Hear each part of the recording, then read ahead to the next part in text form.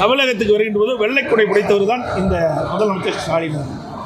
ஏன் கடந்த 3 ஆண்டு காலமாக பிரதமர் மந்தியை முழுமையாக சந்தித்து தமிழ்நாட்டை கோரிக்கை வைக்கல? இப்போ அவசியம் என்ன வந்தது? பிரச்சனை வந்துடுது.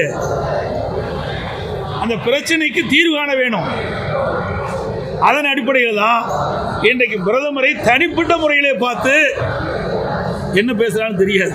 அவர் சொன்னது தான் வெளியில் வந்திருக்குது. பிரதமர் சொன்னால் தான் உண்மை வெளியே வரும். ஆனால் இதையே ஏன் முன்கூட்டி செய்யவில்லை? இதுதான் மக்களுடைய கருத்து, எதிர்க்கட்சியுடைய கருத்து. கடந்த 3 ஆண்டு காலமாக நிதி ஆயோக் கூட்டம் நடைபெற்றுக் கொண்டிருக்கிறது. அந்த கூட்டத்தில் ஏன் கலந்து கொள்ளவில்லை? ஏன் தமிழ்நாட்டுடைய நிதியை பெறுவதற்கு பாரத பிரதமரை சந்திக்கவில்லை? இப்பொழுது அவசியம் என்ன வந்தது? பிரச்சனை வந்துவிட்டது. அந்த பிரச்சனையை சரி செய்ய வேணும். அதற்காக பாரத பிரதமரை சந்தித்திருக்கின்றார். உதயநிதி அவர்கள் சொன்னார், ஈடி கண்டாலும் பயப்படமில்லை, மோடி கண்டாலும் பயப்படமில்லை. அப்புறம் ஏன் அவர் தம்பி ஓடி வெளிநாட்டுக்கு ஓடினார்?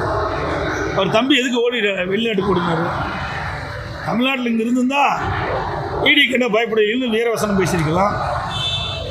தப்பித்தோம் பிழைத்தோம் என்று உதயநிதியுடைய தம்பி என்று சொல்லிக் கொள்கிறார்கள். பத்திரிகையிலும் வந்த செய்தி, ஊடகத்தில் வந்த செய்தி அடிப்படையில் சொல்லிக்கிட்டு அவர் ஏன் வெளிநாட்டுக்கு தப்பிச்சிருந்த காரணம் என்ன? அதெல்லாம் வரும். இப்போ தானே ஆரம்ப கட்டம். அப்போ யார் எப்படி பயப்படுவாங்க அப்போ தெரியும்.